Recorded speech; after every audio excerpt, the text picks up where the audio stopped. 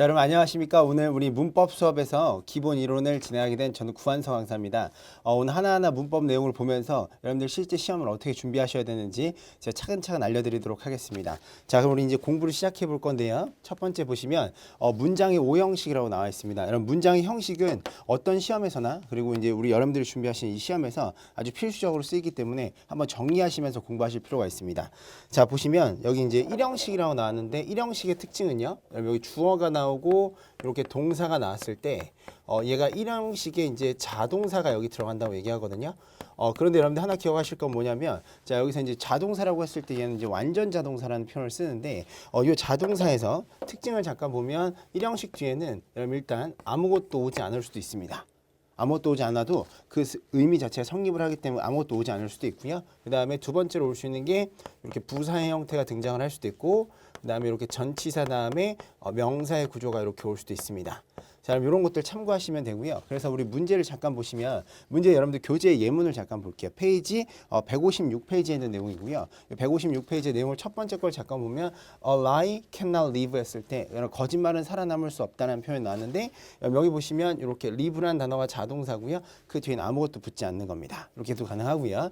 그 밑에 내용 보시면 여러분 이런 거죠. Kindness always pays 했을 때 이때 pays라는 단어도 자동사로서 이제 우리 하게 되면 친절은 손해보는 일이 없다라고 해석되지만 그 뒤에는 부사나 전치사가 없이 이렇게 편하게 쓰일 수도 있다는 얘기죠. 예를 들어서 편하게 예를 하나 들어보면 여러분 이런 거 있죠. 자, she 그 다음에 arrives라는 표현을 이렇게 썼을 때 얘는 그냥 이렇게 써도 상관없지만 이 뒤에 그녀는 도착했는데 여러분 예를 들어 이렇게 fast라는 표현을 쓰면 얘가 부사가 되는 거죠.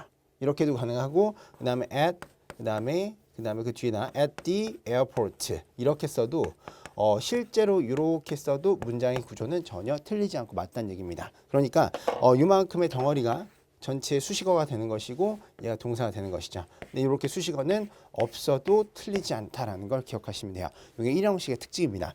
자, 일형식의 특징은 이렇게 간단하게 보시고요. 이제 넘어가서 우리 이제 이형식의 특징을 잠깐 보도록 할게요. 자, 일형식은 간단하게 여러분 이렇게 말씀을 드렸고 이형식의 경우에는 여러분 우리가 어떤 동사가 쓰이는지 되게 중요하지만 실제 시험에서 이런 것들 익혀두시면 좋습니다. 주어 다음에 자 동사가 쓸 때 동사 이형식이 오면 여기 우리가 이렇게 보어가 온다고 하거든요. 자, 보어가 왔을 때 하나 기억하실 게 뭐냐면 여러분 여기 보어 자리에 들어가는 우리 요 형태가 뭐가 있는지를 잠깐 보면 여기는 이렇게 명사가 올 수 있습니다.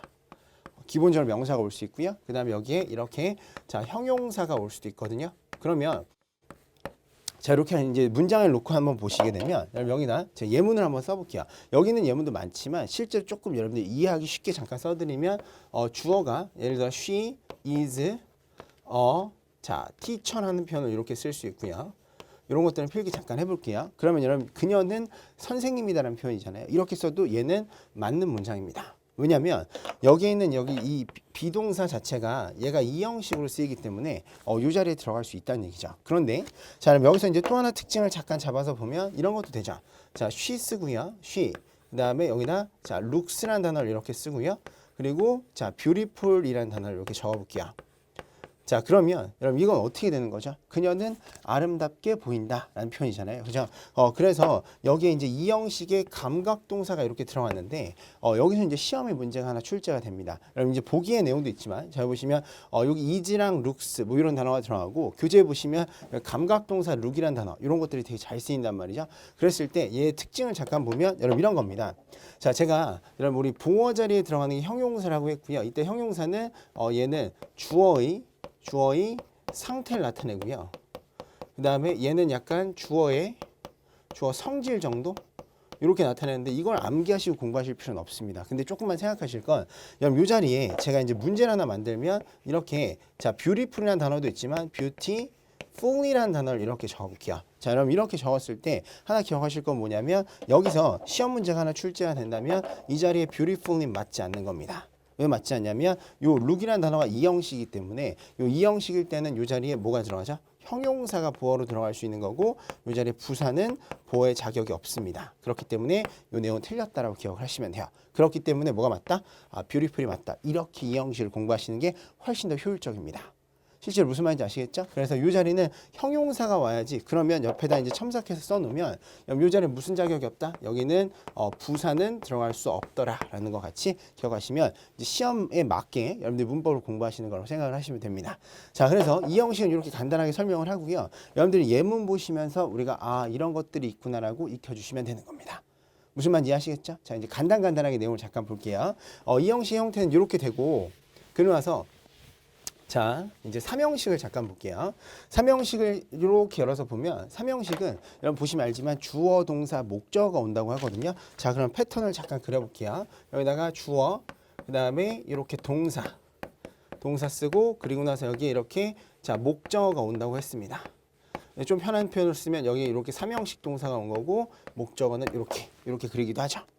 자, 그런데 여러분 여기서 이제 삼형식의 패턴은 사실 별로 어렵지 않은 게 뭐냐면, 여러분 여기에 들어가는 동사들을 우리가 뭐라고 하냐면 여러분 얘네를 타동사라고 합니다. 타동사라고 하는데 그러면 1형식과 2형식에 나오는 동사들은 자동사였던 겁니다. 그러면 자, 얘를 타동사라고 보게 되면 여러분 이런 거 한번 써볼까요? 예를 들어서 자, 주어를 she, 그다음에 installed. 자, she installed, 그다음에 그 뒤에다 the 프로그램이라는 표현을 제가 써보겠습니다. 자, 그럼 이렇게 쓰게 되면 얘는 우리 1형식과 2형식과 다르게 물론 뒤에 2형식도 명사가 올 수 있었지만 그 표현이 아니고요. 얘는 여기 이렇게 동사가 왔을 때 그 뒤에 뭐가 온다? 목적어가 오는데 얘가 뭐예요? 이렇게 명사가 되죠. 그죠? 그리고 해석은 뭐뭐를 필요로 하다라는 표현에서 얘는 뭐뭐를 이런 식으로 해석이 되는 겁니다. 자, 이제 이게 삼형식의 기본 패턴이죠. 그러면 삼형식 동사, 특히 이제 타동사의 경우에는 실제 동사 파트로 들어가는 공부를 많이 하게 되지만 기본적으로 뭐가 온다? 그 뒤에 목적어가 따라온다라는 걸 꼭 기억하셔야 됩니다. 무슨 말인지 아시겠죠? 자, 그러면 여러분 이렇게 우리가 이제 삼형식 형태를 봤고요. 그래서 여기 있는 예문을 잠깐 하나 본다면, 자, slow and steady 아주 유명한 속담이거든요. 주어, 그다음 winds가 동사, the race가 목적어, 이런 식으로 쓰일 수 있다라는 이야기입니다. 무슨 말인지 아시겠죠? 자, 그래서 여기 이제 삼형식의 패턴이 되는 거고요. 자, 여기까지는 간단해요. 그런데 자, 이제 넘어가서 우리가 4형식의 패턴을 잠깐 볼게요. 자, 여기다 이렇게 넘어가서 4형식을 잠깐 보시면 아마 여러분들 이제 뭐 지겹다라고 얘기할 수도 있지만 꼭 아셔야 되는 건 뭐냐면 주어가 나오고, 자, 동사의 4형식. 4형식은 IO와 DO라 그래서 이게 간접 목적어와 직접 목적어 두 개가 옵니다. 자, 그런데 여러분 여기서 이제 우리 이렇게 하나 배워볼게요. 이때 IO에 들어가는 걸 우리가 사람이라고 얘기를 하고요. 그 다음에 DO에 들어가는 걸 얘를 뭐라고 하냐면 이렇게 사물이라고 하죠. 그래서 자, 이렇게 쓴 다음에 사람은 뭐뭐에게라고 해석이 되고요. 이렇게. 그 다음에 얘는 뭐뭐를 이라고 해석이 된다는 거 기억하시면 돼요. 그런데 자, 여기에 들어가는 동사를 잠깐 몇 개만 적어보면 우리 이런 단어입니다. give라는 단어가 들어갈 수 있고요. 그 다음 offer라는 단어, 그리고 또 하나 쓰면 send 뭐 이런 거, 그 다음에 grant라는 단어도 있습니다. 자, 여러분 얘는 이렇게 적잖아요. 이걸 우리가 무슨 동사라고 하냐라고 하면 이걸 수여 동사라고 합니다. 밑에 수여라는 거는 누군가에게 준다라는 의미입니다. 그러니까 누군가에게 주는 동사, 뭐뭐에게 뭐뭐를 주다. 그래서 여러분 이런 거 하나 생각하실 게 뭐냐면 여러분 여기에 offer라는 단어가 제공하다라는 단어로 공부를 하는데, 우리 이제 학습자 입장에서 어떻게 공부하시면 좋냐면 제공해 주다. 그 다음에 send 보내주다. 그 다음에 grant도 얘 자체가 수여하다라는 뜻입니다. 그래서 주다라는 의미로 이렇게 받아서 공부를 하시면 딱 깔끔하게 보실 수 있을 것 같아요. 무슨 말인지 아시겠죠? 자, 그래서 4형식의 패턴 이렇게 되고요. 여기 이제 교재에서 예문을 잠깐 보시면 이런 거죠. Education can give, 아주 유명한 수요 동사죠. 그래서 you가 IO로 오고, 그 다음에 얘가 DO로 간다는 거 같이 기억하시면 돼요. 그다음 밑에 것도 잠깐 보시면, 자, don't send me flower 했을 때 send가 여러분 이게 이제 4형식의 수요 동사가 되는 거고요. 그다음 IO가 여기 me로 나오고, 그다음에 DO가 직접 목적어 flowers로 이렇게 나온다는 거 기억하시면 됩니다. 요까지 같이 볼게요. 자, 그러면 이게 이제 4형식의 패턴이었던 거고요. 그 다음으로 넘어가서 이제 5형식으로 한번 가보겠습니다. 자, 실제로 여러분 이렇게 5형식으로 넘어가서도 이제 공부하실 게 꽤 있는데, 이것도 시험의 출제가 아주 잘 되거든요. 그래서 어떤 것들을 여러분들 보셔야 되는지 한번 우리 점검을 해보겠습니다. 자, 5형식의 패턴을 한번 그려볼게요. 주어가 오고요. 동사 5형식의 형태가 오고, 목적어 그다음에 목적격 보어가 이렇게 쓰인다고 했는데 여기서 이제 여러분 잡아가실 건 뭐냐면 자, 이 동사의 오형식이 되게 많이 들어가는 단어들이 있는데 일단 기본적으로 여러분들이 한번 우리 공부를 해보도록 할게요. 자, 여기서 오형식의 경우에는 그러면 자, 이렇게 잡아볼까요? 여기 목적격 보어인데 이 보어에 동그라미를 쳐볼게요. 근데 얘를 이렇게 보어로 체크하게 되면 여러분들 하나 기억하실 건 뭐냐면 아까 전에 이 형식에서 봤던 거랑 똑같습니다. 여기 뭐가 올 수 있죠? 자, 명사가 이렇게 들어갈 수 있습니다. 그리고 자, 이 자리에 또 뭐가 올 수 있다? 아, 여기에 이렇게 형용사가 올 수 있죠. 그러면 자, 조금 전에 배운 대로라고 하면 여러분 이 자리에 보어 자리니까 뭐가 들어가는 게 불가능하죠? 자, 이 형식에서 배웠었죠. 그러니까 이 자리에는 형용사는 가능하지만 여기 이렇게 부사를 쓰는 건 또 틀리는 겁니다. 근데 여러분들이 공부를 한번 해보시면 제가 예문을 한번 써볼게요. 이거에 맞는 예문을 잠깐 써보실게요. 자, 그럼 예를 들어서 우리 이렇게 써볼까요? She, 그 다음에 she made him. 자, 이렇게 쓰고요. 그리고 나서 여기다 happy라는 문장을 이렇게 한번 써볼게요. 자, 이런 단어를 하나 쓰고 그 다음에 여기다 또 happyly라는 단어를 이렇게 써볼게요. 자, 그러면 자, mad가 아니죠? 죄송합니다. 여기 made입니다. mad는 화나게 하는 거니까 made라는 표현이 맞죠? 이제 과거 동사를 제가 이렇게 적었고요. 자, 그런데 하나 이제 기억하실 게 뭐냐면 여러분들이 자, 여기 요게 지금 요 자리에 오형식 동사로 make가 들어갔거든요. 과거형이 들어갔습니다. 오형식 동사 많습니다. 여기 들어가면 뭐 consider라는 단어도 있고요. 그다음에 뭐 find라는 단어라든지 find, 그다음에 또 이제 believe, 그 다음에 think 이렇게 내용이 있다고 제가 적어볼게요. 자, 그러면 이런 동사들이 들어갔을 때 여러분 여기에 목적어가 오고 아, 그러면 이 자리가 목적격 보어인데 한 번만 생각해 볼까요, 여러분? 자, 우리가 한글 해석을 잠깐 해보시면 그녀는 그를 어떻게 행복하게 만든다라는 표현이 맞죠. 그래서 자, 행복하게라고 했을 때 얘가 이렇게 개 해석이 되고 그 다음에 해피는 어떻죠? 행복한이라는 요 형용사 해석이 되기 때문에 우리나라 말의 어순으로 해석하게 되면 뭐가 맞아 보이죠? 여기 해필리가 맞아 보입니다. 그래서 시험에 출제하는 거죠.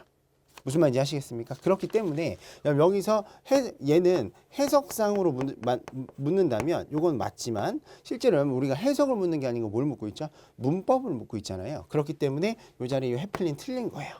얘가 틀리고 뭐가 맞다? 아, 이 자리에는 해피라는 요 형용사가 들어가는 게 맞다라고 기억을 하시면 됩니다. 무슨 말인지 아시겠죠? 그렇기 때문에 이 자리에 이렇게 형용사가 들어가는 거고요. 자, 나머지 뒤에 내용도 마찬가지입니다. 그럼 여기서 자, I will keep your dream 했는데 여러분 keep이 이렇게 동사로 나오고 이것도 오형식입니다.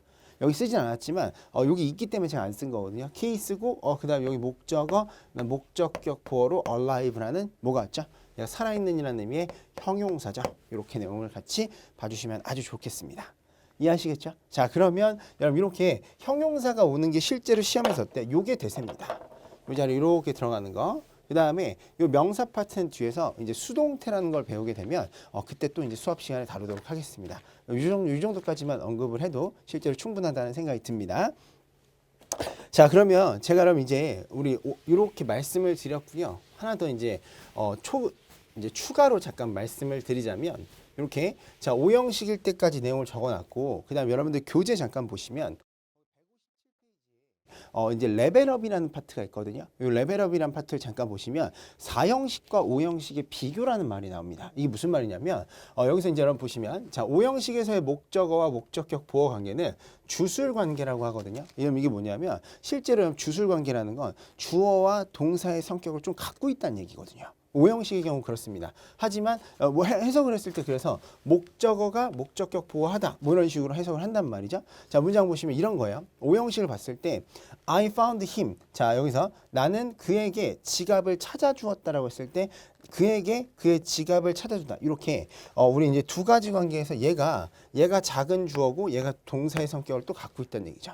근데 실제로 시험에서 이런 내용이 중요하진 않습니다. 이제 5형식인 걸 이해하는 게 훨씬 더 중요한 거지.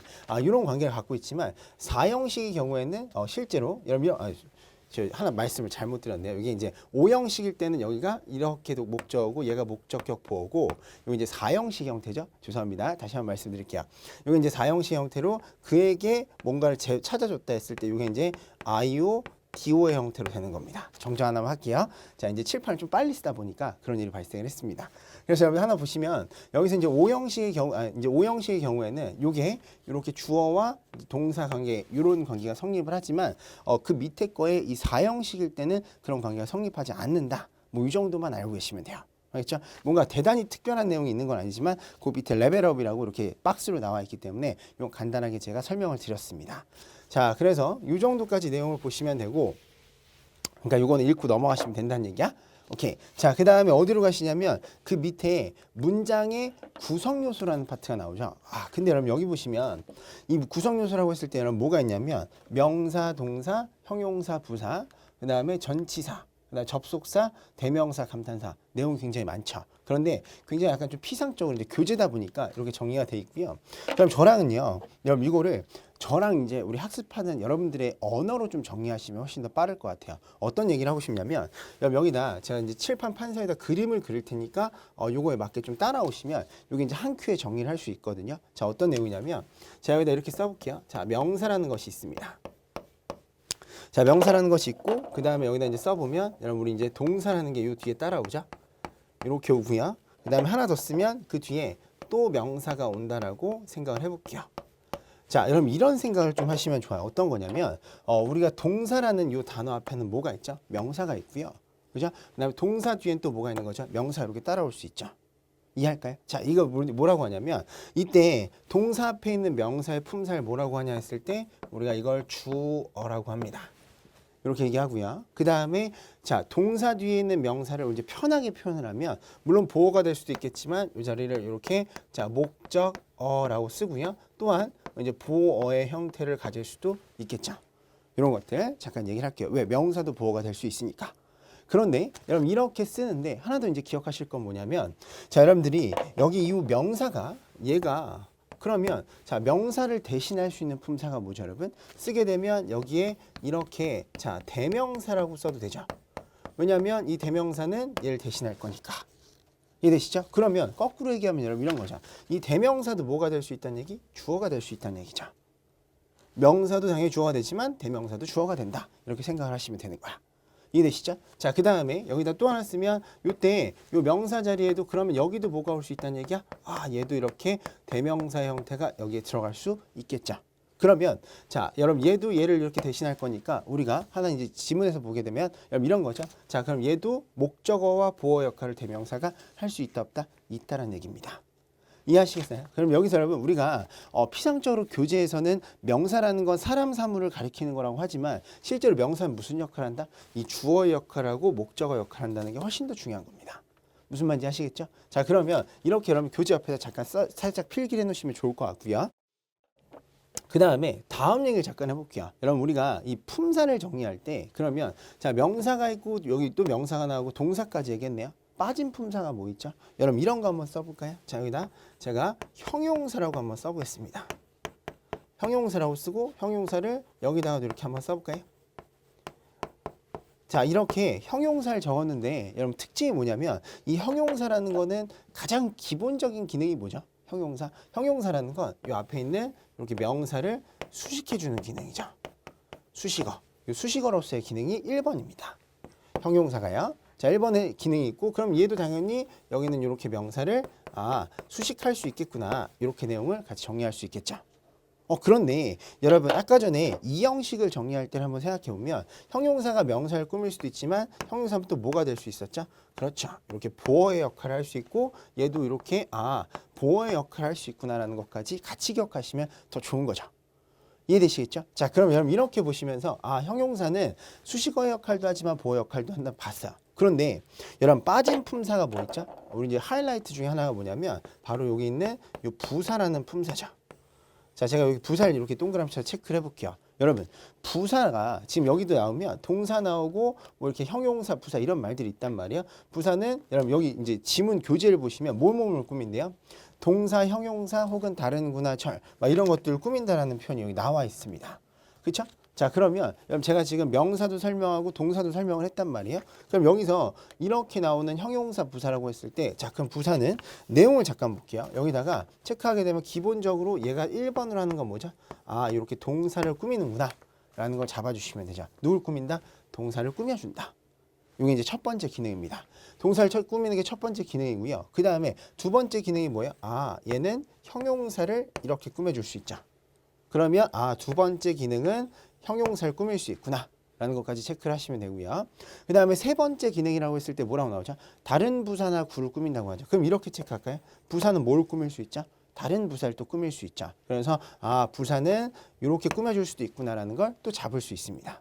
괜찮죠? 자, 그럼 이렇게 하고 세 번째 기능인데 여기서 이제 하나 빠져 있는 게 뭐냐면 네 번째 기능이 뭐죠? 여기다 전체 여기 쓸게요. 전체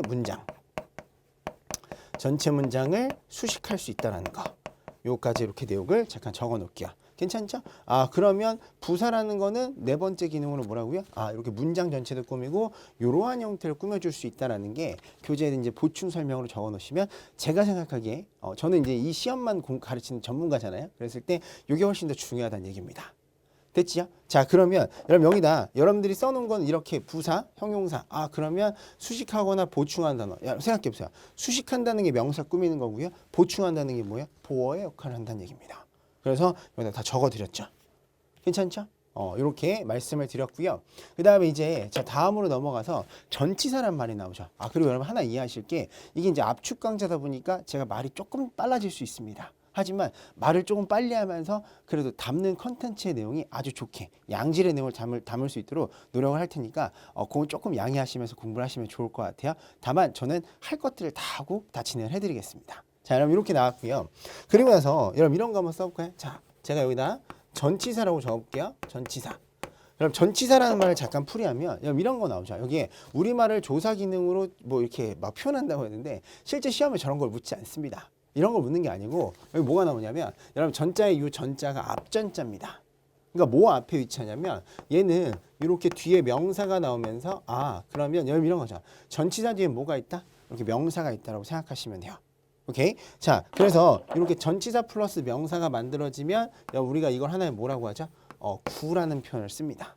그래서 여러분 구는 뭐냐면 단어와 그다음에 단어가 만난 걸 구라고 얘기를 하죠. 그래서 여러분 요 전치사 플러스 명사가 문장 속에 들어가 있다면 얘는 두 가지 역할, 형용사의 역할을 할 수도 있고요.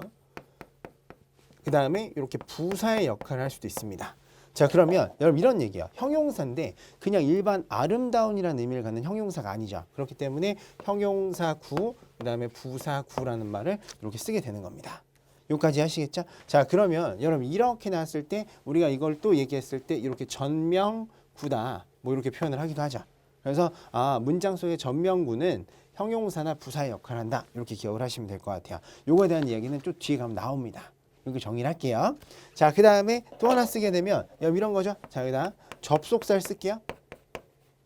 자, 접속사를 쓰면 접속사는 그 뒤에 뭐가 온다? 아, 얘는 이 뒤에 이렇게 주어랑 동사가 온다. 이런 것까지 잡아가시면 될 것 같아요. 그래서 여러분 이런 거 공부하셨을 수도 있어요. 접속사와 주어 동사가 나오면 이 주어 동사의 내용을 절이라는 표현을 쓰죠. 그래서 아, 접속사 뒤에는 절 구조가 온다 라고 얘기하죠. 이 절도 되게 다양합니다. 명사절, 형용사절, 부사절 뒤에서 하겠습니다.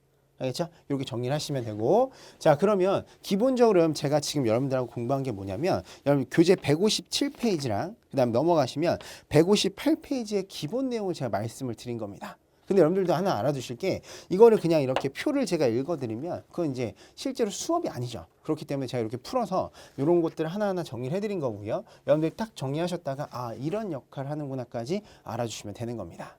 괜찮죠? 자, 그러면 여러분 이렇게 보셨고요. 그리고 나서 넘어가면 뭐가 있냐면 이제 자, 여기 접속사, 대명사, 감탄사까지 말씀을 드렸고 그 다음에 그리고 하나 더 말씀드릴 게 뭐냐면 제가 감탄사는 하지 않았죠. 감탄사는 하지 않았는데 실제 시험에서 이걸 팔품사라고 하는데 품사에서 이제 시험 영어에서 감탄사는 출제를 잘 하지 않습니다. 그렇기 때문에 이 정도의 품사 정리만 정확하게 해놓으시면 여러분들한테 큰 도움이 되실 거라고 믿습니다. 자, 그럼 요거까지 말씀을 드렸고요. 그 다음에 이제 넘어가서 자, 이제 제가 칠판을 지우고 이제 다음 내용으로 넘어가서 설명을 드리도록 할게요. 자, 여러분 이런 게 있습니다. 우리가 이제 제가 좀 전에 아까 전에 여러분 형용사 구라는 걸 잠깐 말씀을 드렸는데 이 구라는 게 뭐냐면 여기다 이렇게 써볼게요. 구라고 적었을 때 구는 일단 단어와 여러분 이렇게 단어가 만난 거거든요. 단어와 단어가 만났는데 여러분 이 단어와 단어가 만난 형태에 어떤 구들이 있는지가 되게 중요한데 여기다 이렇게 한번 써볼게요. 자, 첫 번째가 명사구의 형태가 있고요. 그 다음에 두 번째 형태를 쓰면 여기 이렇게 자 형용사 구의 형태가 두 번째로 있고요. 그다음 세 번째가 뭐죠? 세 번째가 바로 우리가 얘기하는 부사구의 형태입니다. 자, 그런데 여러분 우리 이제 이런 거 하면 되게 학생들이 공부하기 싫어하거든요. 근데 그러시면 안 돼요. 요건 한번 지금 꼭 정리를 하고 가셔야 됩니다. 그래서 제가 이렇게 적어볼게요. 명사구에 해당하는 게 뭐냐라고 하면 기본적으로 여러분 이런 게 있습니다. 여기에 이렇게 자 to 부정사라고 쓰고요. 여러분 요거는 우리가 이렇게 부정사라는 표현을 쓰자. to 부정사가 여기에 해당하고 그 다음에 또 뭐가 있냐면 동명사라고 합니다. 자, 여러분 요 동명사는 이렇게 생겼죠. ing 형태.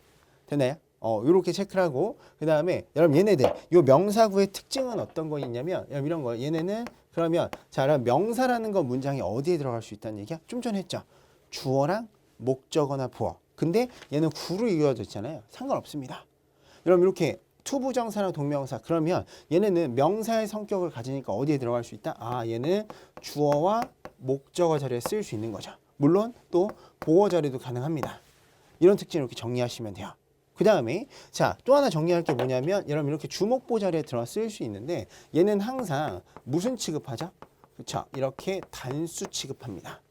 자 얘네가 단수기 때문에 그 뒤에 동사가 온다면 이지 형태가 와야 돼요? 아리오 형태가 와야 돼요? 알 고르시면 안 돼. 그래서 여기서 뭘로 간다? 알은 틀렸고 이지 형태가 맞다. 이렇게 기억을 하시는 게 훨씬 더 좋은 학습이란 얘기야.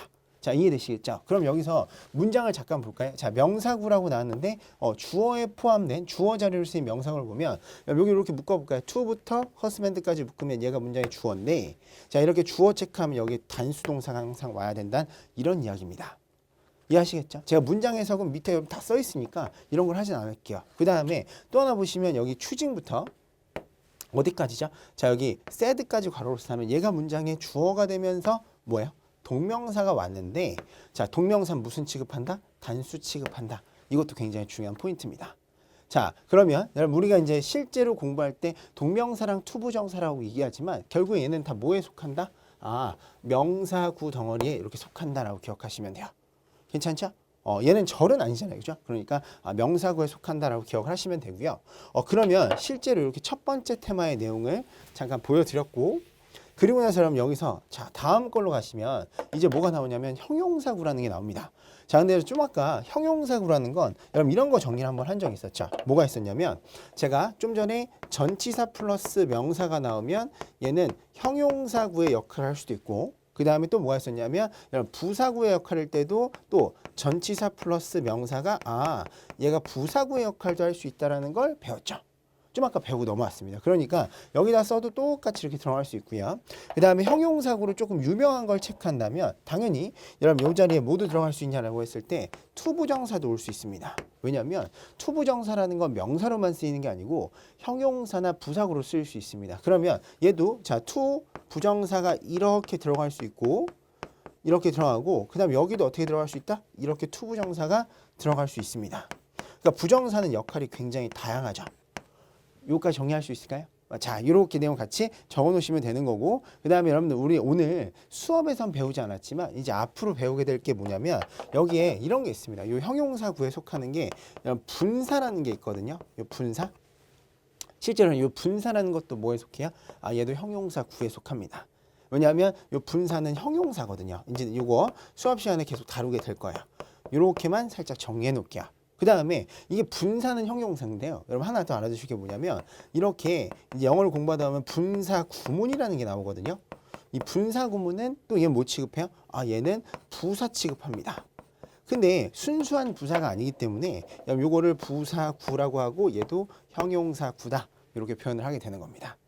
여기까지 정리될까요? 자 그러면 여러분 제가 이제 이런 내용을 잠깐 볼게요. 어떤 거냐면 여기 예시문에서 잠깐 하나 체크할 게 뭐냐면 자 poetry has the rhythm of a song이라는 표현 나왔는데 이렇게 전치사 플러스 명사를 괄호로 쓰면 여기 앞에 있는 리듬을 꾸미면서 이게 명사를 수식하는구나. 그러니까 얘가 형용사로서 이렇게 자 형용사로서 역할을 하고 있는 거고요. 그다음 그 밑에 가시면 there is never enough time to do nothing 했는데 to 부정사만큼을 이렇게 묶으면 얘도 이렇게 time을 꾸미면서 무슨 역할을 한다? 요것도 형용사 역할을 하는구나. 이렇게 정리를 할 수 있는 거죠.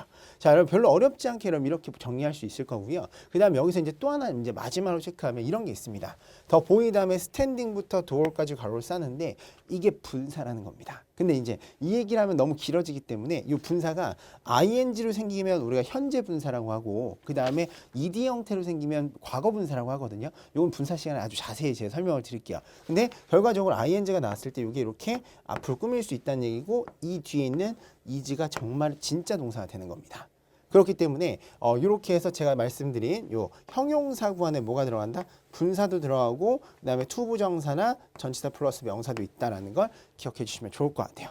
자, 그럼 이렇게 하고 그리고 나서 이제 넘어가서 다음 걸 잠깐 보면 뭐가 나오죠? 여기 이제 부사구라는 표현이 나오죠. 자, 부사구라는 표현을 썼을 때 얘도 마찬가지입니다. 어떤 거냐면 자, 부사라고 했을 때는 이렇게 내용을 보면 전치사 플러스 명사가 부사의 역할을 할 수 있고 그다음에 투부정사도 될 수 있다라고 말씀을 드렸습니다. 자, 그랬을 때는 여기서 우리가 첫 번째 걸 잠깐 보면 이런 거죠. 자, 여기 everybody talk smack 했을 때 smack during game 했을 때는 뭐 게임 중에 이야기를 한다라고 했기 때문에 이 전치사 플러스 명사가 부사의 역할을 한다고 생각을 하시면 되고요.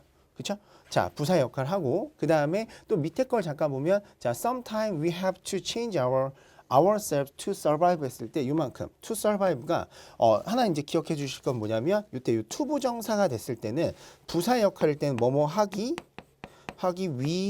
위하여라는 해석이 가능합니다.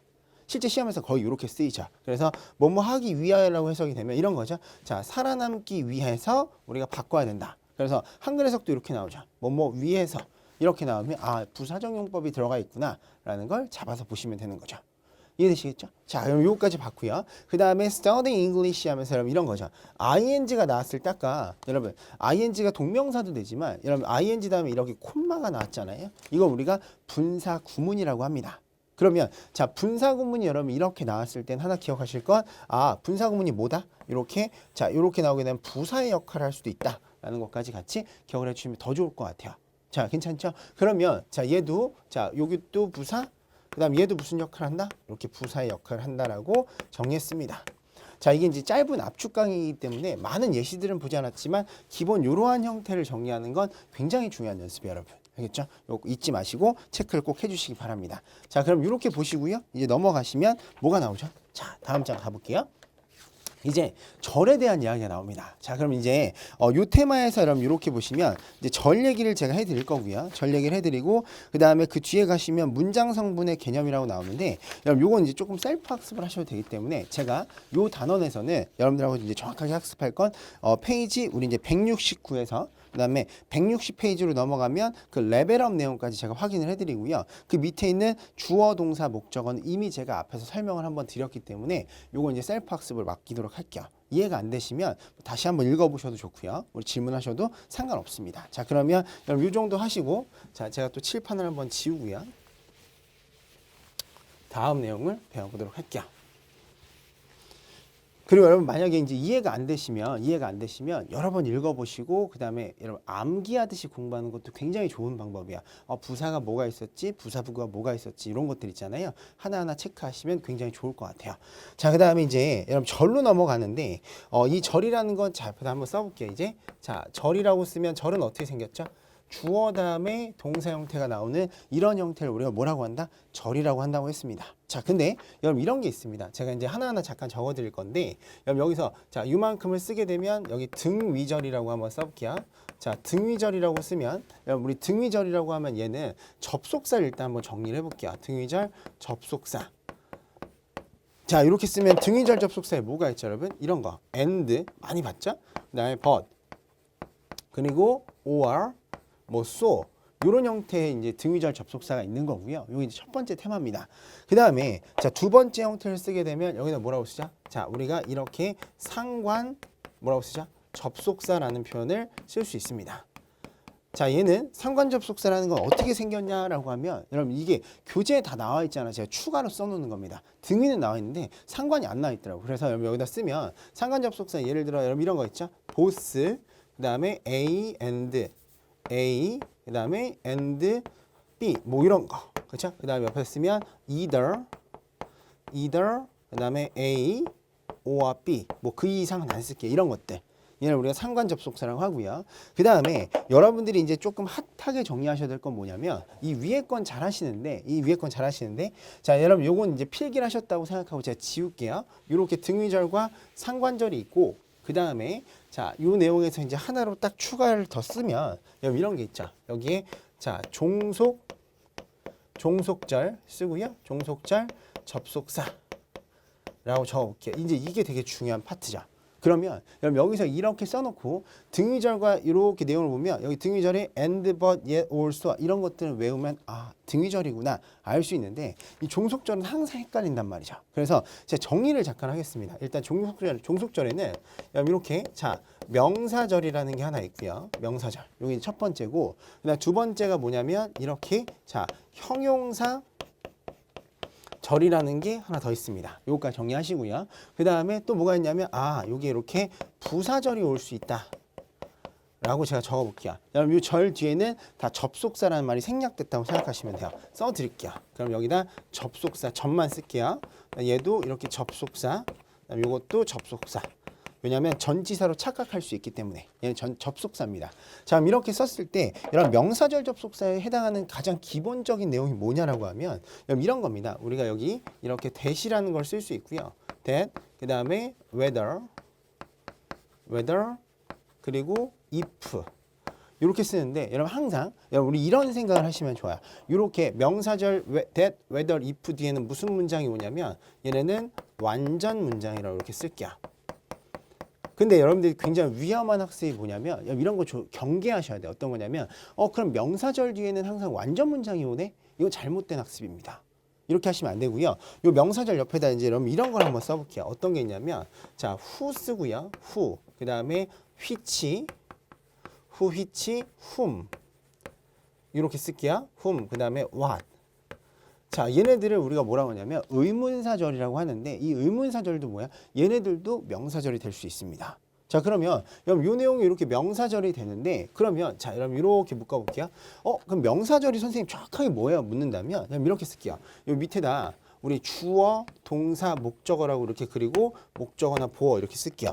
그러면 여러분 명사절은 어디에 들어가는 거죠? 얘가 명사니까 우리 좀 아까 배웠죠. 어디? 주어 자리에 들어가거나 그죠? 요 주어 자리에 들어가거나 아니면 어디? 요 목적어나 보어 자리에 뭐가 들어간다? 얘네들이 들어가서 명사절이 문장의 목적어로 쓰이거나 보어로 쓰이게 된다. 이 얘기죠. 그런데 명사절이 완전 문장인 건 맞아요. 이렇게 쓰이지만 하지만 요 의문사절도 뭐가 될 수 있죠? 얘네가 명사절이 될 수 있거든요. 그럼 얘네들은 요 뒤에 무슨 문장이 와요? 얘네들은 불완전 구조가 오는 겁니다. 이렇게요. 자, 이거 이해할 수 있을까? 그러면 일단 이렇게 하나 써놓고 그 다음에 이제 이런 구조도 요 뒤에 올 수 있습니다. 어떤 거냐라고 하면 여기에 자 when 우리 자 where 쓸까요? where 그 다음에 when 그 다음에 why 그 다음에 what why 쓰고 how 이 자리에 이렇게 how를 쓸게요. 자, 그럼 얘네들도 우리가 의문사절이라고 하지만 얘네들도 뭐가 될 수 있다? 아, 명사절이 될 수 있는데 이때 뭐가 와요? 완전 구조가 온다라고 기억을 하시면 돼요. 요까지 이렇게 정리를 해 놓겠습니다. 기본 테마가 이렇게 되는 거죠. 그런데 자 그러면 불완전 구조와 완전 구조 요 얘기까지 했잖아요. 그런데 그러면 얘네들은 WH 이렇게 who, which, whom, what이 오면 불완전 그다음에 when, where, why, how가 오면 완전이라고 썼는데 이게 조금 약간 이제 여러분들 헷갈릴 수 있는 게 뭐냐면 바로 여기서 요 형용사절일 때 있잖아요. 형용사절은 명사절이랑 완전 다른 얘기야. 어떤 거냐라고 하면 얘는 여러분 이 앞에 이렇게 자 명사가 있잖아요. 여러분 형용사의 역할이 뭐죠? 형용사의 역할은 앞에 있는 명사를 꾸미는 거죠.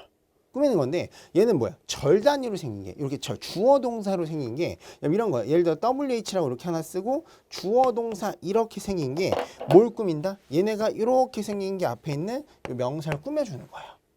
그러니까 이건 명사절이 아니고 형용사절은 수식어일 뿐인 거죠. 자, 그런데 우리가 이렇게 수식어를 쓰게 되면 이 형용사절에 뭐가 있냐라고 했을 때 요 위에 있는 거 있죠. 명사절이 되지만 얘네들은 또 뭐도 된다? 아, 형용사절도 되는 겁니다. 그래서 여기다 써놓으면 이런 거예요. 자, 명사가 이렇게 있잖아요.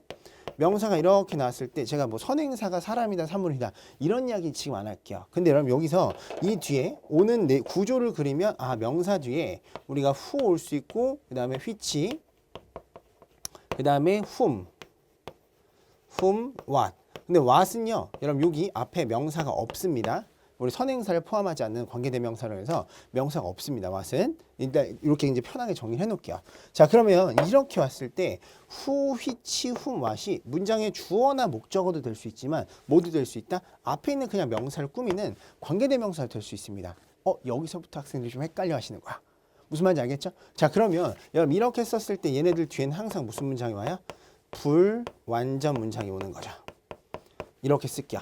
자, 얘 하나 적어놓고 그 다음에 자, 여기다 또 하나 쓰면 이런 겁니다. 자, 여기다 명사가 이렇게 오잖아요. 자, 명사가 왔을 때 이제 이 뒤에다 붙이면 이런 게 올 수 있죠. when, 그 다음에 where, 그리고 why, how. 자, 이런 것들이 올 수 있는데 얘네가 오게 되면 얘네들 뒤에도 무슨 문장이 온다? 완전 문장이 온다 라는 거 체크하시면 돼요. 자, 그럼 무슨 말이냐 라고 하면 여러분 이런 거죠. 잘 정리하세요. 명사절일 때 who, which, whom, what이 쓸 수 있고 형용사절일 때 who, which, whom, what이 쓸 수 있지만 항상 뒤에 문장 구조는 어떤 거야? 얘네는 항상 불완전한 거죠. 그 다음에 여기 자, where, when, why, how는 명사절도 될 수 있고 형용사절도 될 수 있는데 이렇게 앞으로 꾸미는 형용사절이 됐을 때 얘는 뒤에 문장이 항상 어떻다? 항상 완전하게 온다라는 걸 기억하시면 되는 겁니다. 무슨 말인지 아시겠죠? 요거 같이 하나 정리하시고 여기다 여러분 제가 짧은 예문을 하나 써볼게요. 짧은 예문을 하나 써보면 여기다 이런 거 한번 써볼까요? 자, 예시로 두 가지 연습 잠깐 해볼게요. 자, I know 쓰고요. I know. 그 다음에 the woman who. 그 다음에 likes me. 이렇게 끝까지 갔습니다. 요거 하나 쓰고요. 여기다 체크하시고 그 다음에 여기다 요 밑에다 쓸게요. 그 다음에 know, I know, 그 다음에 the woman, 그 다음에 why, 그 다음에 she likes me. 자, 요런 예문을 제가 두 개 써볼게요. 여러분 이게 아주 이제 유명한 예문 중에 하나인데요. 여기서 하나 체크할 게 뭐냐면 자, 여러분 여기 이렇게 who라는 요 관계대명사가 하나 들어갔고요. 그 다음 밑에 체크하면 여기 why라는 표현도 이렇게 들어갔죠. 자, 이렇게 들어갔는데 여기서 이제 하나 체크할 건 뭐냐면 자, 이런 거 한번 볼게요. I know 다음에 the woman이 들어가면 여기 이렇게 명사가 있는 거죠. 이렇게 명사가 있으면 여러분 요 who 이하의 내용이 뭘 꾸미는 거죠? 명사를 꾸미죠. 그쵸? 자, 그럼 이땐 얘는 무슨 절인 거죠? 이거는 형용사절이고 그 다음에 문장의 구조가 어떻다? 완전하지 않죠. 자, 보시면 주어가 빠졌기 때문에 형용사절일 때 후고 이때는 불완전하다 이런 얘기를 같이 체크할 수 있는 거죠. 그런데 자, 밑에 거 볼게요. I know the woman 이렇게 썼는데 why she likes me 했을 때 여기도 why부터 me까지 묶으면 얘가 이렇게 앞을 꾸며주거든요. 그런데 이거는 형용사절이지만 어때요? why가 이렇게 썼을 때 앞에 명사를 꾸밀 때 어떻다? 뒤에 문장이 완벽하게 뭐가 왔죠? 주어, 동사, 목적어가 왔죠. 근데 얘는 지금 여기 동사, 목적어밖에 없으니까 불완전한 거고요. 이렇게 된다는 얘기야. 자, 그러면 이렇게 해서 여러분 제가 정리를 하는데 이제 다 왔습니다. 마지막으로 정리할 게 뭐냐면 자, 여기다 이렇게 예문 하나 더 써볼까요? 여기다가도 이렇게 예문 하나 더 써볼게요. 자, 예를 들어서 제가 이제 색깔을 좀 바꿔서 써볼게요. 문장을. 자, I know 쓰고요. I know. 그 다음에 who. 그 다음에 likes me. 이렇게 쓸게요. 그 다음에 그 밑에 예문도 여러분 이런 거 한번 써볼까요? I know why, 그다음에 why she likes me. 자, 이렇게 예문을 두 개 썼잖아요. 여러분 이렇게 되면 지금 뭐가 빠졌죠? 명사가 있다가 없어졌죠. 이 밑에 문장에서. 그럼 명사가 없이 여러분 얘가 동사고 얘가 뭐가 되는 거야? 이렇게 전체가 목적어가 되는 거거든요. 그럼 이때 무슨 절이야? 명사절입니다. 자, 좀 위에 건 형용사절이고 밑에 건 명사절이 되는 거야. 헷갈리시면 안 돼. 자, 그럼 여기서 얘는 이만큼이 명사절이 되고 명사절이 됐을 때 문장을 잠깐 보면 여기 이렇게 who가 들어가 있죠. who는 명사절도 되고 형용사절도 된다고 했지만 결국에 뒤에 문장은 어때요? 불완전하죠. 그렇기 때문에 얘도 보시면 여러분 이렇게 자, 위에 것도 불완전하지만 밑에 형태로 만들어줘도 불완전한 형태가 되는 거고 그 다음에 자, 밑에 문장도 마찬가지입니다. 여기서 y가 들어갔을 때 형용사절일 때도 완전하지만 여러분 요만큼 묶으면 얘 뭐다? 얘는 위에 건 형용사절이지만 얘는 명사절이다 라고 이렇게 체크를 했을 때 어때요? 뒷문장이 주어, 동사, 목적어로 완벽하죠. 이해될까? 그러니까 형용사절의 구조나 명사절의 구조가 어떻다는 얘기야? 이렇게 똑같이 들어간다는 얘기입니다. 여기까지 같이 체크하시면 되고요. 사실 여러분 이 내용은 제가 수업에서 다루지 않아도 되는데 하나 이제 욕심을 낸 겁니다. 그래서 여러분들 꼭 보셨으면 좋겠다라고 해서 교재 없는 예문을 제가 적어드렸습니다. 여기까지 참고를 하시면 좋을 것 같고요.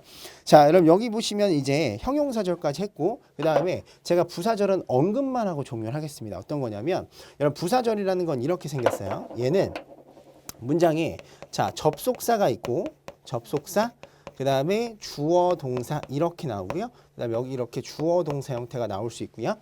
자 그럼 여기 이런 거야. 콤마가 나오고 접속사가 등장한다. 그럼 얘는 이제 부사절이겠구나 이렇게 생각할 수도 있고요. 그 다음에 여기다 주어 동사가 나오고요. 그리고 나서 자 그 뒤에 뭐가 오냐면 이렇게 접속사 그 다음에 주어 동사가 올 수도 있습니다. 이때는 여러분 뒤에 콤마가 없을 수도 있고 있을 수도 있습니다. 이렇게 같이 체크하시면 되고 여기에 해당하는 접속사는 뭐 when 뭐 여러 가지가 있습니다. 이것들은 제가 이제 수업 시간에 다루고요. 오늘 수업에서는 여러분 있잖아요. 요 명사절 파트와 그다음에 형용사절 파트를 잘 정리하시는데 요거에 대한 내용 잠깐만 언급을 할게요. 어디로 가시냐면 교재 여러분들 이제 보시는 요 교재에 160페이지를 잠깐 보시면 자 제가 이제 언급만 하고 종료를 할게요. 자 대시라고 하면 여러분 대시 완전한 문장을 이끌며 뭐뭐 하는 것이라고 해석을 하는데 여러분 요 이제 명사절의 대시를 어떻게 한 거예요? 제가 요거 이렇게 적어드린 거고요. 그 다음에 밑에 보시면 what 불완전한 문장을 이끌며 여러분 얘는 뭐뭐 하는 것 이렇게 해석한다고 했지만 여러분 what은 어때요? 명사절도 되고 어떻다? 여기 이제 이렇게 보시면 얘가 이제 형용사절과 두 개가 다 된다는 거 이렇게 얘기를 말씀을 드리고 whether는 뭐뭐인지 아닌지인데 보세요. 주어나 목적어 보호 자리에 들어갈 수 있다라고 얘기했죠. 그래서 whether 적었을 때 whether는 명사절에 들어간다. 이렇게 기억을 하시면 돼요.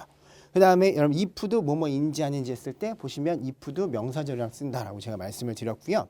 그 다음 의문 대명사랑 의문 형용사인데 잘 보세요 여러분. 의문 대명사의 형광펜을 하시면 의문 대명사가 뭔가요? 이때 명사절로 쓰인 거예요.